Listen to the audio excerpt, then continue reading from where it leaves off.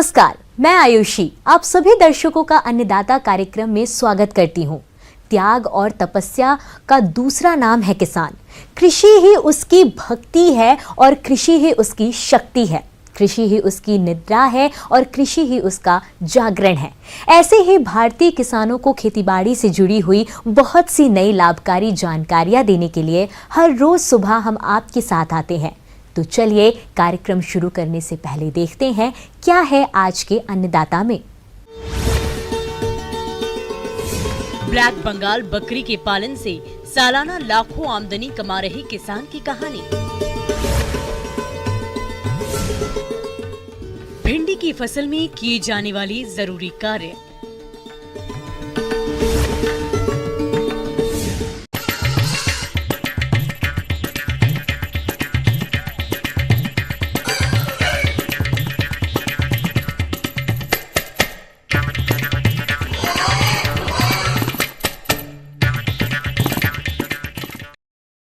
आजकल खेती बाड़ी से लाभ कमाना है तो आपको स्मार्ट फार्मिंग की तरफ रुख करना होगा।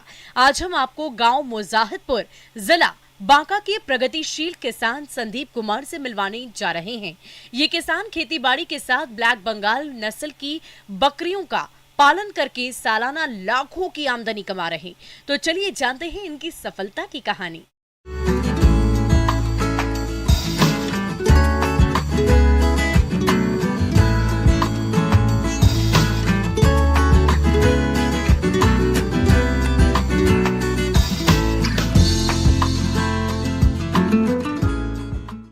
Concentrix duct service India private limited में एज ए बैक एंड में काम करता था। वो लगभग 6 महीने तक मैं वहाँ पर काम किया।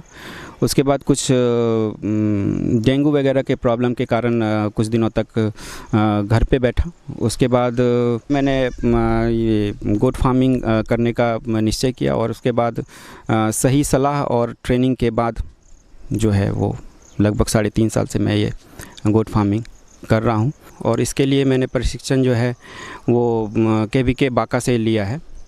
और मेरे पास अभी फ़िलहाल 40 से 45 बकरियां हैं और वो सभी ब्लैक बंगाल नस्ल की हैं। मेरे पास बकरे भी हैं, एक से 2 बकरे हैं जो कि 30 से 40 बकरियों के लिए सफिशेंट है। सबसे बड़ा कारण है ब्लैक बंगाल को रखने के लिए कि वो 12 से 13 महीने के बीच में 2 बार बच्चा देती है। और 2 बार बच्चा देती है तो वो एक ही बच्चा नहीं देती है, वो कभी कभी 2 तो हमेशा देती है 2 बच्चा, 3 भी बच्चा देती है, 4 भी बच्चा देती है एक बार में। तो इस लिहाज से फार्मिंग में ब्लैक बंगाल को रखना बहुत इम्पॉर्टेंट है। हाँ, उसको क्रॉस करने के लिए कोई और नस्ल का जो है बकरा रख लेने से फ़ायदा ये है कि जो बच्चे होंगे वो थोड़ा सा बड़े हो जाएंगे और थोड़ा सा दूध का भी मात्रा उसमें बढ़ जाता है। तो ब्लैक बंगाल को रखने का सबसे बड़ा रीज़न यही है कि बीमारियों का थोड़ा कम होना और थोड़ा हार्डी भी वो ज़्यादा होती है इस इन्वायरमेंट के लिए। और खाना पीना भी उसको कम ही देना पड़ता है बाकी नस्ल के हिसाब से। तो इसलिए ब्लैक बंगाल रखना सबसे उचित है इस इलाके में। बकरी की यह नस्ल मांस के लिए अच्छी होती है। इसकी अच्छी डिमांड होने के कारण अधिक रेट पर बिकती है। इस बिजनेस में जो ध्यान देने की बात होती है वह है जगह की। अगर बकरियों के लिए घूमने चढ़ने की जगह अच्छी है और कुछ मात्रा में दाना भी अलग खिलाते हैं तो इनका विकास तेजी से होता है। इसके लिए मैंने शुरुआत में स्टॉल फीडिंग व्यवस्था की थी, जिसमें घर में सिर्फ चारा दे रहे थे और बाहर में चरने की व्यवस्था नहीं की थी। लेकिन उस समय हुआ क्या कि सारा व्यवस्था रहने के बावजूद उसमें थोड़ा सा ग्लेजिंग का प्रॉब्लम और पेट में जो है पेट उसका अक्सर ख़राब रहता था अनाज ज़्यादा खाने के कारण। उसके बाद हमारे पास यहाँ बगीचा है आम का, तो उसमें मिक्स फार्मिंग के तहत घास लगाना शुरू किए और फिर चराने की व्यवस्था इसमें स्टार्ट किए। तो उसके बाद से वो सब प्रॉब्लम बहुत हद तक कंट्रोल में रहा। और स्टॉल फीडिंग और ये ग्रेजिंग दोनों मिला के जब कर रहे हैं तो उसमें जो है कॉस्ट ऑफ प्रोडक्शन भी बहुत कम हो गया और इसका इम्यूनिटी भी बहुत ज़्यादा बढ़ गया। घास में सूडान हो गया और सभी दिनों के लिए जो पेरिनियल घास होता है वो भी मैंने लगा के रखा हुआ है यहाँ पर। वो नाम है उसका अनंत वैरायटी है सूडान का और वो कम से कम 5 से 6 साल तक वो एक बार लगाने के बाद वो खेत में ही रहता है। उसको बस पानी और समय समय पर कुछ खाद उसमें डालते रहने से वो सालों भर उसमें घास मिलते रहता है। कुछ नेचुरली जो घास होता है वो भी हमारे बगीचा में नेचुरली उगता है, वो चाव से उसको चरते रहती हैं। तो सभी तरह का घास उनको यहाँ पर मिल जाता है और सुबह में लगभग 3 घंटे चरती है और फिर शाम में भी 1-2 घंटे चरने के बाद ये वापस घर चली जाती हैं। शेड है इनका लगभग 200 स्क्वायर फीट का शेड है और खुला जगह भी है शेड के बाहर में, क्योंकि गर्मियों के दिन में ये शेड के अंदर रहती नहीं है। पंखा भी लगा हुआ है पर शेड में वो नहीं रहती। दिन में ही जब धूप लगता है तभी वो शेड के अंदर रहती हैं, बाकी टाइम वे बाहर में घूमते रहती हैं, बैठते रहती हैं। तो शेड का ये व्यवस्था है और शेड अंदर से पक्का है, ऊपर से एस्बेस्टस लगा हुआ है। मेनली एक सीज़न ऐसा है जिसमें बहुत ज़्यादा ध्यान रखने की ज़रूरत है, वो है बरसात का सीज़न, क्योंकि बकरियां पानी से बहुत उनको बचाना पड़ता है।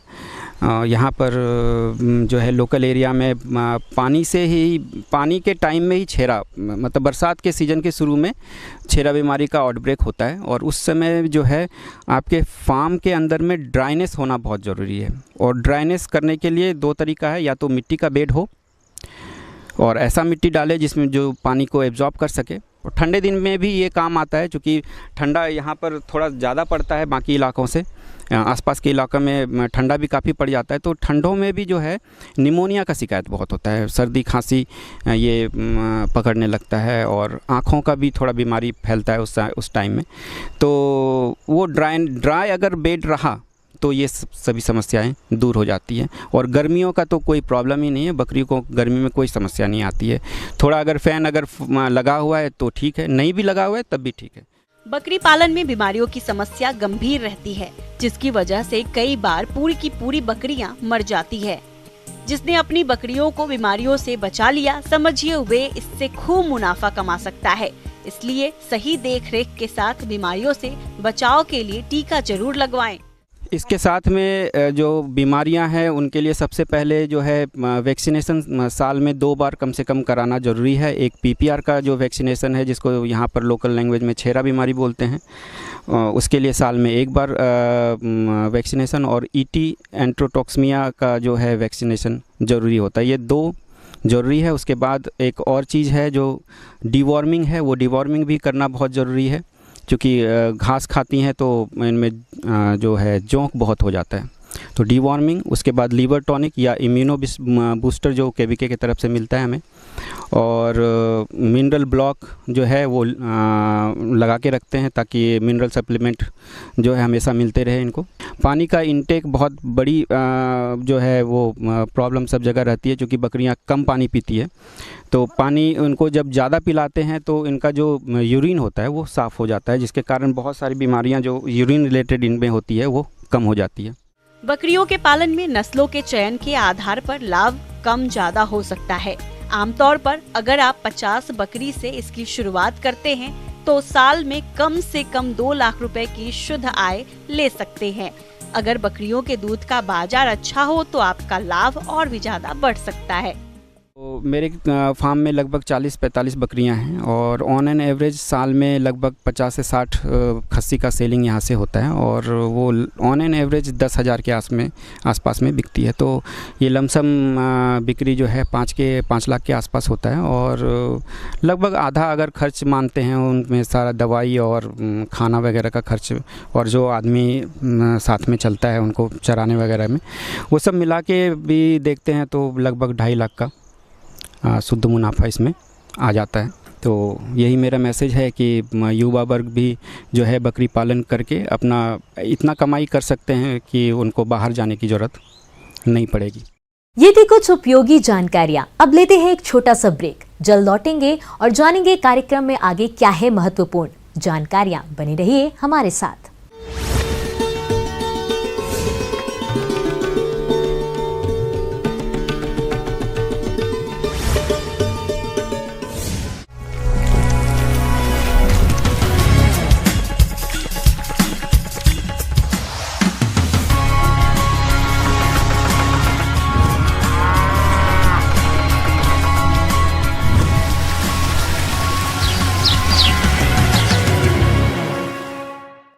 ब्रेक के बाद आप सभी दर्शकों का स्वागत है। चलिए अब रुख करते हैं अगली कड़ी की ओर।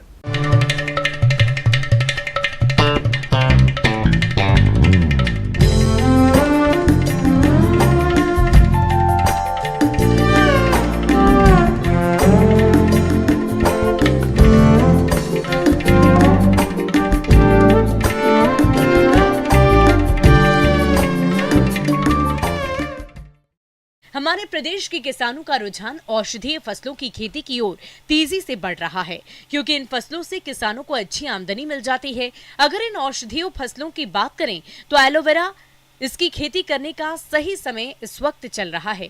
अगर आप भी एलोवेरा की खेती करना चाहते हैं तो वैज्ञानिक तरीके से इसकी खेती कैसे करें, आइए जानते हैं विषय विशेषज्ञ योगेश राजपूत से।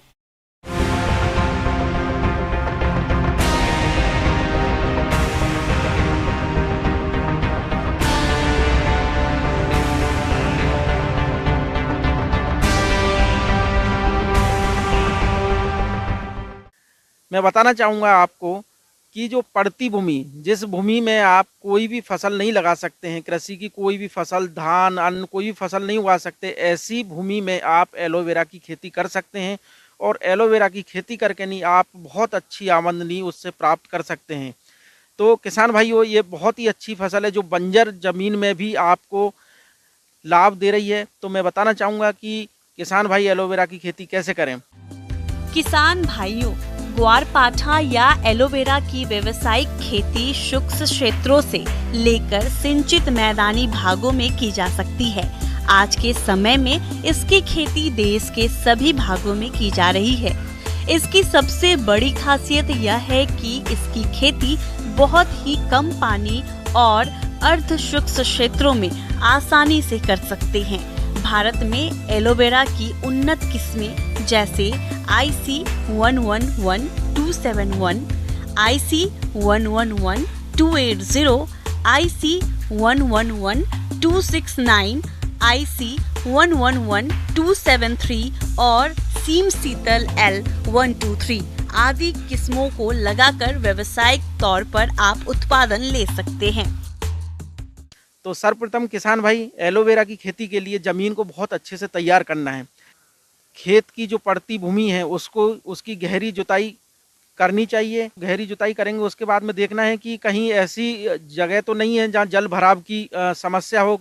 तो ऐसे जो जल भराव वाली जगह हैं उनको अपन को समतल करना है और समतल करने के बाद में फिर उसको अपन अच्छे से 1-2 बार और कल्टीवेटर से जुताई करें। जुताई करने के बाद में फिर उसमें अपन अगर 1 एकड़ की बात करें तो 10 टन गोबर की सड़ी हुई अच्छी खाद उसमें पर्याप्त मात्रा में मिलाएं। और सड़ी हुई खाद मिलाने के बाद में फिर एक जुताई करनी है, जिससे क्या होगा कि जो खाद आपने डाला था वो पूरे खेत में मिल जाएगा। किसान भाइयों, एलोवेरा फसल को रासायनिक उर्वरकों की आवश्यकता कम होती है, इसलिए आप urea 110 kilogram, single super phosphate 155 kilogram और म्यूरेट ऑफ पोटाश 42 किलोग्राम प्रति हेक्टेयर की दर से खेती की तैयारी के समय डालकर मिला देना चाहिए। एलोवेरा की रोपाई का सबसे उपयुक्त समय जुलाई अगस्त है, लेकिन जिन किसानों के पास सिंचाई की सुविधा है वह इसकी खेती साल भर कर सकते हैं, लेकिन इस बात का ध्यान रखें कि अगर ठंड अधिक पड़ रही हो तब इसकी रोपाई नहीं करनी चाहिए। इसके बाद में किसान भाई एलोवेरा का जो स्लिप्स लगती हैं उनको एक अच्छी ऑथेंटिक या रजिस्टर्ड कंपनी से ही लें, उसके बाद में खेतों में रोपित करें। किसान भाई ध्यान रखें कि पौधे से पौधे की जो बीज की दूरी है वो लगभग 1 से 1.5 फीट होने चाहिए। उसके बाद में इसमें बहुत सिंचाई की आवश्यकता नहीं होती है, लेकिन हल्की हल्की सिंचाई 5 से 6 दिन में किसान भाई करते रहें। और दूसरी चीज़, इस चीज़ का ध्यान रखें कि बारिश के महीने में ये जो पौधा रहता है वो पानी के लिए बहुत सेंसिटिव रहता है। तो जल भराव की समस्या जहाँ भी खेत में दिखे वहाँ उसको निकालने के लिए निकासी की व्यवस्था बनाएं, नालियाँ बनाएं, जिससे कि क्या होगा कि जल जो है वो पूरे खेत से बाहर निकल जाए और आपकी सड़न की समस्या कम से कम हो जाएगी। तो किसान भाइयों, ये बहुत अच्छी फसल है जो कि पड़ती ज़मीन में बहुत आसानी से हो सकती है। और जैसे मैं बताना चाहूँगा कि एलोवेरा की जो मार्केट में कीमत है तो 4 से 5 रुपये किलो ग्रीन जो होता है, जो एलोवेरा की पत्तियाँ होती हैं वो मार्केट में बेची जा सकती हैं। और ये जो फसल है वो 2 से 3 साल तक लगातार चल सकती है इसमें, क्योंकि जो स्लिप्स हैं वो जो राइजोम्स होते हैं वो साइड से निकलते रहते हैं एलोवेरा में और ये मल्टीप्लाई होते रह सकता है। तो लगभग 2 से 3 तुड़ाई इसमें की जा सकती है। किसान भाइयों, रोपाई के 10 से 15 महीनों के बाद में पत्तियां पूर्ण विकसित और कटाई के योग्य हो जाती हैं। पौधे की ऊपरी नई पत्तियों की कटाई नहीं करें। निचली और पुरानी 3 से 4 पत्तियों को पहले काटना चाहिए। इसके बाद लगभग 45 दिन के अंतराल पर 3 से 4 निचली पुरानी पत्तियों की कटाई करते रहना चाहिए। इस प्रकार यह प्रक्रिया 3-4 वर्ष तक दोहराई जा सकती है और 1 हेक्टेयर से लगभग प्रति वर्ष 50 से 60 टन पत्तियों का उत्पादन लिया जा सकता है। दूसरी चीज़ ये रहती है कि इसमें बाजू से जो राइजोम निकलते हैं, सकर्स निकलते हैं, उनको भी आप मार्केट में बेच सकते हैं, जिसकी कीमत लगभग मार्केट में 1 से 1.5 रुपये बाज़ार में रहती है। तो ये लगा लीजिए आप 1 हेक्टेयर ज़मीन से लगभग 2.5 से 3 हज़ार सकर्स निकाले जा सकते हैं, जो कि 2 से 3 महीने में फिर रिप्लिकेट होते रहते हैं। तो ऐसे करके नहीं, आप साल भर में लगभग 10 से 15 हज़ार रुपये के शक्कर बहुत आसानी से बेच सकते हैं। तो एलोवेरा एक ऐसी फसल है जो कि पड़ती भूमि पर बहुत आसानी से उग सकती। जो भूमि किसी भी फसल के लिए योग्य नहीं है, उस भूमि पे आप ये एलोवेरा लगा के नहीं बहुत अच्छी कमाई कर सकते हैं। आगे और भी है कुछ रोचक जानकारियां, पर यहाँ पर रुकेंगे एक और ब्रेक के लिए। जल्द हाजिर होते हैं।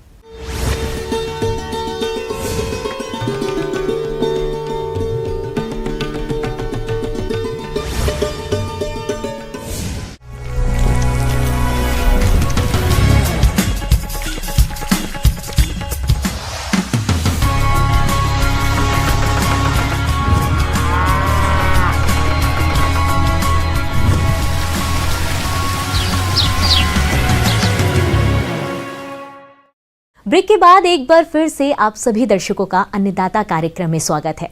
बढ़ते हैं अगली प्रस्तुति की ओर।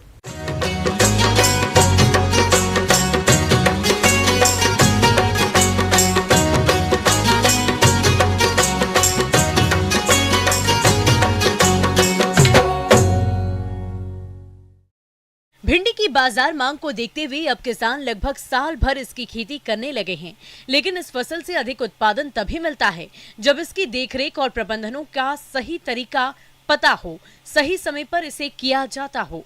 अगर आपने भी भिंडी की फसल लगा रखी है तो किस प्रकार से इसका प्रबंधन करें, जानते हैं कृषि विशेषज्ञ अनुराग पटेल से।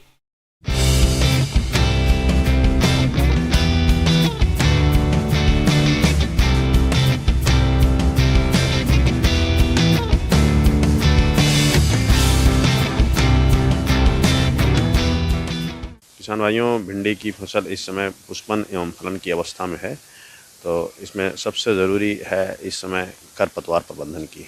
अगर खेत में कहीं भी खरपतवार हैं तो उनको साफ़ कर देना चाहिए, क्योंकि खरपतवार फसलों से प्रतिस्पर्धा करते हैं। उनके पानी और उनका पोषक तत्व एवं सूर्य की रोशनी इनको जो है वो बाधित करते हैं, और उनको इस तरह से अगर उनका आप खरपतवारों का प्रबंधन करेंगे और खरपतवारों को निकाल देंगे तो इससे आपकी फसल भी साफ रहेगी, साफ़ सुथरी फसल निकलेगी। और इसके अलावा जो वहाँ कीट पतंगे आदि जो है उस पर बैठकर और उनका फसलों को नुकसान पहुँचाएँगे, वो भी उनको भी नष्ट किया जा सकता है खरपतवार प्रबंधन के माध्यम। बिना जल के फसलें जो है हो पाना संभव नहीं है, इसलिए नमी बनाए रखना खेत में ज़रूरी है।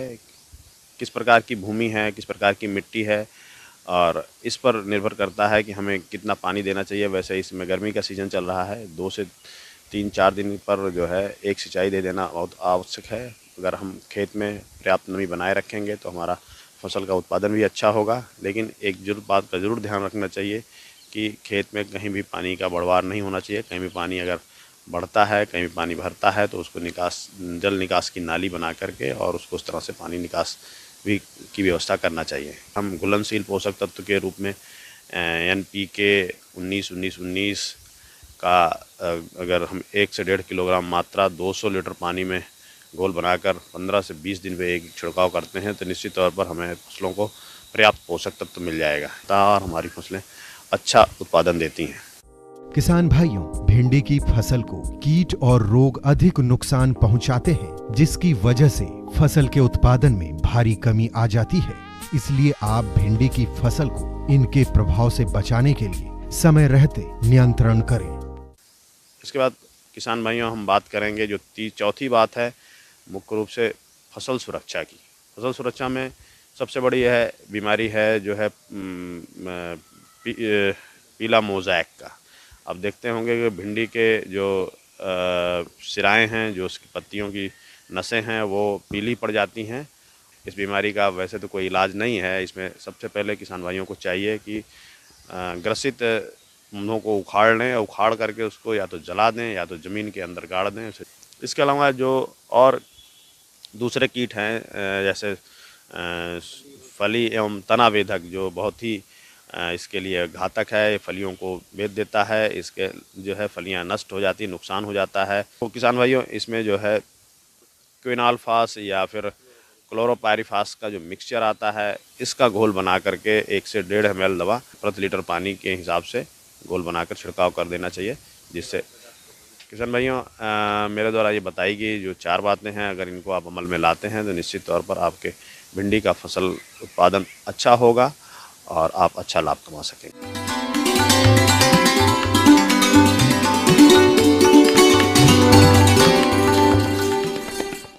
अन्नदाता हेल्पलाइन निशुल्क फोन संपर्क सेवा के माध्यम से आपकी द्वारा पूछी गई समस्याओं में से 1 या 2 महत्वपूर्ण समस्याओं को हम अपने कार्यक्रम में शामिल करते हैं। इसी के तहत आज की चयनित समस्या और उसका जवाब इस प्रकार है। अन्नदाता निःशुल्क फोन संपर्क सेवा के माध्यम से पूछे गए प्रश्नों में से आज हमने जिस प्रश्न को कार्यक्रम में शामिल किया है उसे पूछा है ग्राम नीमा, जिला बेगूसराय के कृषक सुभाष परिहार ने ये नींबू के बाग में उल्टा सूखा रोग की रोकथाम के बारे में जानकारी चाहते हैं। तो सुभाष परिहार जी, आपकी जानकारी के लिए प्रस्तुत है कार्यक्रम का ये अंश।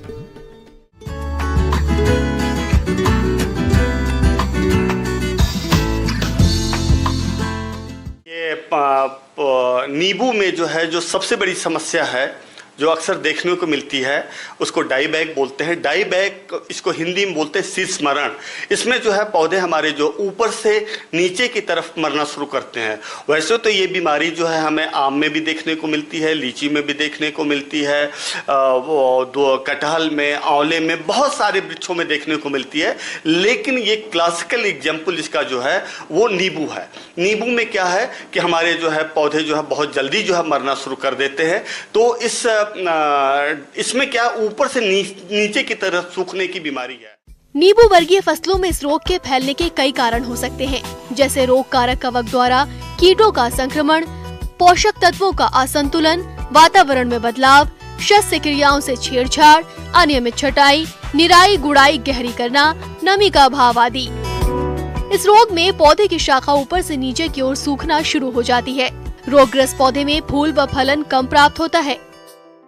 तो इसमें किसान भाइयों, यदि आप चाहते हैं इस बीमारी के प्रबंधन के लिए, तो अत्यावश्यक ये है कि आपके टहनियाँ जो है, नींबू की टहनियाँ जहाँ तक सूखी हैं, आप जो है उसके नीचे आइए, उसके स्वस्थ हिस्से को लेते हुए तेज चाकू या सिकेटियर से काटिए।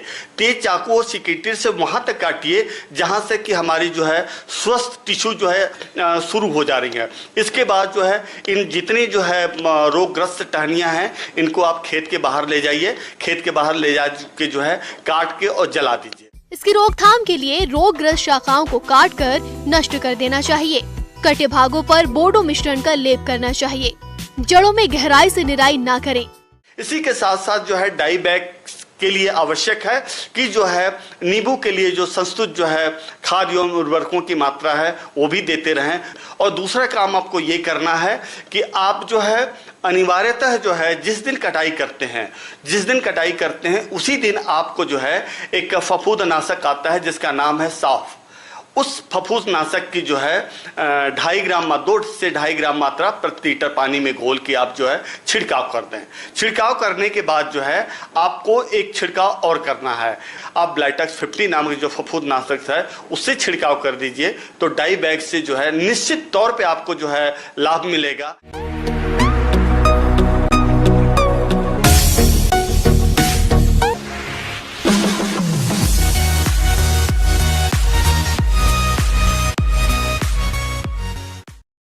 राज्य की विभिन्न मंडियों में कृषि उत्पादों के चढ़ते उतरते बाजार भाव की संक्षिप्त जानकारी इस प्रकार है।